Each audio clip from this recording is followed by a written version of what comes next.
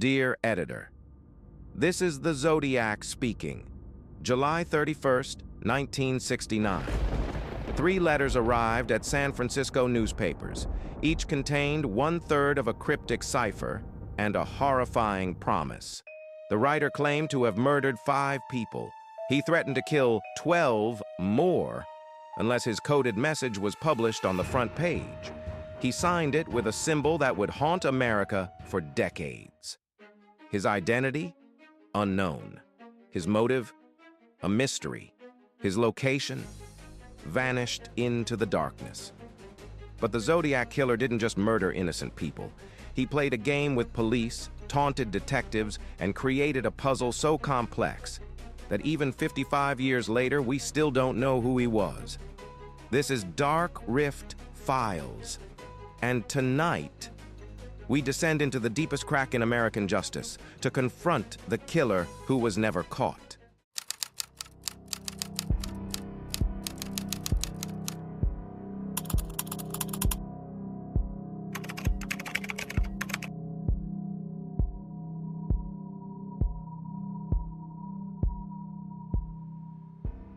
At December 1968, Northern California. The summer of love had ended, and darkness was creeping into the Bay Area. Teenagers still parked on quiet lovers' lanes. Couples still strolled by moonlit lakes. But something evil was watching, waiting. The Zodiac killer would become one of the most infamous serial killers in American history, not because of the body count, not because of the brutality, but because he turned murder into a performance and made an entire city his audience. Between 1968 and 1969, the Zodiac struck 5 times, 5 confirmed victims. But in his letters, he claimed 37. The truth? We may never know. What we do know is far more terrifying. This is the story of the Zodiac killer, the man who terrorized California, the killer who was never caught. The mystery that haunts us still. December 20th, 1968. Lake Herman Road, Benicia, California. 17-year-old David Faraday and 16-year-old Betty Lou Jensen were on their first date. They parked at a remote gravel turnout, a popular spot for young couples. At 11:15 p.m., a car pulled up behind them. Someone approached. Someone with a gun. David was shot in the head at point-blank range. Betty Lou fled, running 28 feet before the killer shot her 5 times in the back. No robbery, no sexual assault, no clear motive, just execution. Police had no suspects, no witnesses, no leads. But this was only the beginning. 7 months later, July 4th, 1969, Independence Day. 22-year-old Darlene Ferrin and 19-year-old Mike Mageau sat in a parking lot at Blue Rock Springs Park in Vallejo. At midnight, a car pulled alongside them. A spotlight blinded them. Then, gunfire. Mike Mageau survived. Barely. Shot 4 times, he described the killer. A stocky man with a round face, approximately 5 feet 8 inches tall. Darlene Ferrin was pronounced dead. 1 hour after the shooting, a man called the Vallejo Police Department. The voice was calm, monotone, almost cheerful. I want to report a double murder. If you go 1 mile east on Columbus Parkway, you will find kids in a brown car. They were shot with a 9mm Luger. I also killed those kids last year. Then he hung up. The killer wasn't just murdering people, he was announcing his kills, like trophies, and he wasn't finished.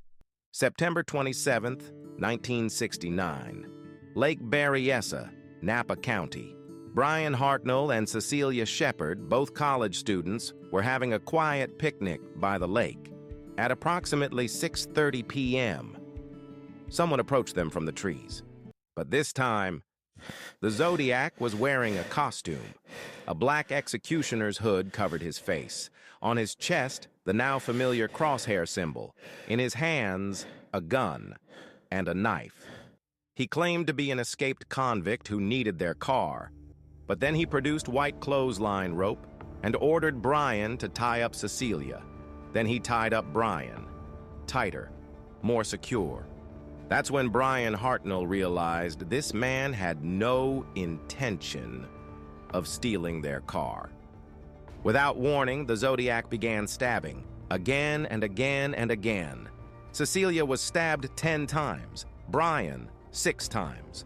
The attack lasted minutes, but felt like hours. Brian Hartnell survived. Cecelia Shepard died 2 days later. 2 weeks later, October 11th, 1969. The Zodiac was about to make his boldest move yet. This time, in the heart of San Francisco, Paul Stine, 29 years old, a cab driver working the night shift, a college student studying to become a teacher. He picked up a passenger at the corner of Mason and Geary Street. The destination, Presidio Heights, one of San Francisco's wealthiest neighborhoods. It would be his last fare.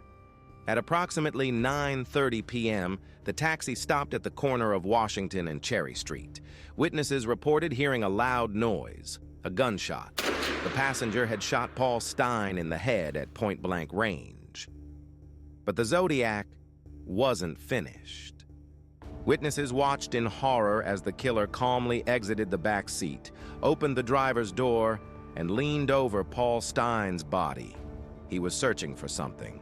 Then, he took out a knife and cut a large piece of fabric from Paul Stine's blood-soaked shirt, a trophy, proof of his kill. Then, as casually as if he'd just finished a conversation, the Zodiac walked away into the night. A teenage witness called police immediately. Officers were dispatched. And then, something unbelievable happened. 2 patrol officers, Don Fook and Eric Zelms, spotted a white male walking away from the scene. He matched the suspect description, but there was a problem. The initial radio dispatch had described the suspect as a black male. The officers drove right past the Zodiac killer. Later, when the description was corrected, they returned to the scene. But he was gone, vanished into the Presidio Park. The Zodiac had been within arm's reach of capture and walked away free. It was the closest police ever came to catching him. Days later, the San Francisco Chronicle received a letter. Inside, a piece of Paul Stine's blood-stained shirt. The Zodiac was proving his kill. The letter mocked the police for their failure to catch him. He described in detail how he escaped. He even threatened to shoot out the tires of a school bus and pick off the kiddies as they come bouncing out. Newspaper headlines: Zodiac strikes in SF cab driver slain, killer threatens school children, montage of scared city empty streets, armed school guards, frightened families.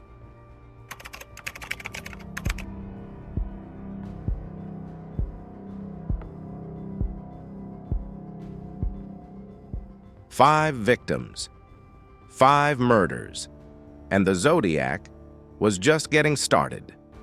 With his letters. August 1st, 1969. Newsrooms across San Francisco received identical letters. Each contained a cipher, 408 symbols, and a chilling demand: publish this on your front page, or I will kill again. The newspapers published it, and 1 week later, a high school teacher named Donald Harden and his wife Betty cracked the code. What it said was bone-chilling. I like killing people because it is so much fun. It is more fun than killing wild game in the forest because man is the most dangerous animal of all. He went on to describe his victims as slaves he was collecting for the afterlife, but the cipher revealed no name, no location, no clue to his identity, just pure calculated evil. Over the next 5 years, the Zodiac sent over 20 letters to newspapers and police. Some contained ciphers, some contained threats, some contained pieces of victims' clothing. He mocked investigators. He criticized newspaper coverage. He demanded they publish his letters on the front page, or he would do something nasty. On October 27, 1970, he sent a Halloween card to journalist Paul Avery. On the front, a skeleton. Inside, a cryptic poem and the phrase, "By fire, by gun, by knife, by rope, paradise slaves, 14. He claimed 14 victims, but the most haunting message remained locked away. The 340 cipher, sent in November 1969. 340 symbols that no one could decode. Professional cryptographers tried. The FBI tried. Codebreakers around the world tried. For 51 years, it remained unsolved. Until December 2020, when a team of codebreakers finally cracked it. And what they found was not a confession, not a clue, just more taunting. I hope you are having lots of fun trying to catch me. I am not afraid of the gas chamber, because it will send me to paradise all the sooner. 51 years, and all it revealed was that the Zodiac was still playing games.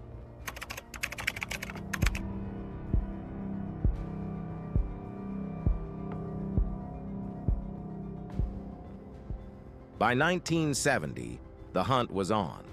The largest manhunt in California history. But the Zodiac was always one step ahead.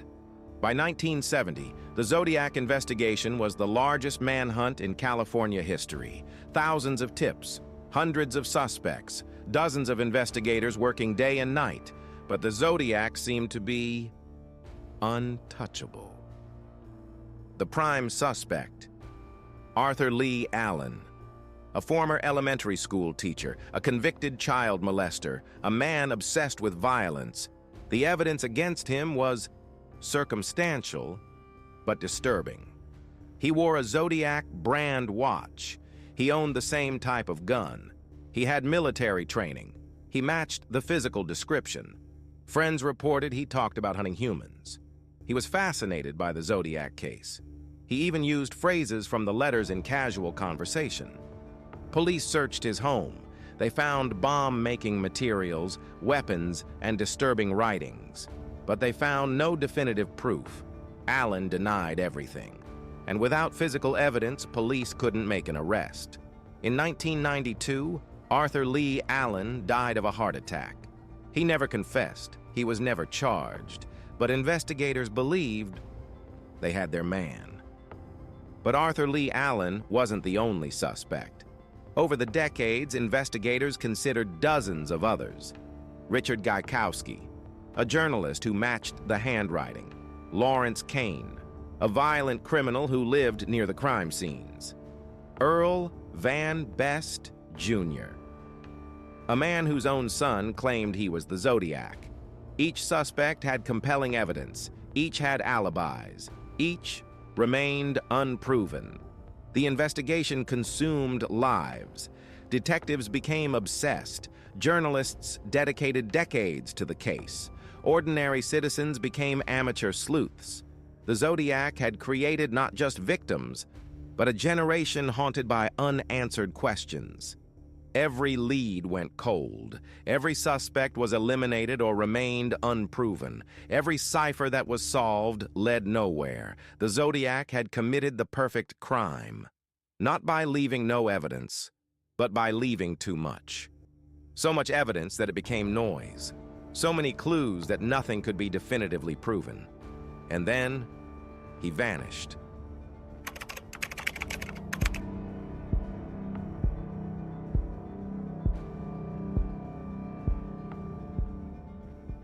And then, silence. The Zodiac vanished, but the questions remained. January 29th, 1974. The Zodiac sent his final confirmed letter. It contained a reference to the film The Exorcist and a cryptic score. Me equals 37. SFPD equals 0. 37 victims. He was claiming 37 victims. And then, silence. The Zodiac never communicated again. No more letters. No more killings that could be definitively linked to him. He simply vanished. Did he die? Was he imprisoned for another crime? Did he simply stop? Nobody knows. Theories emerged.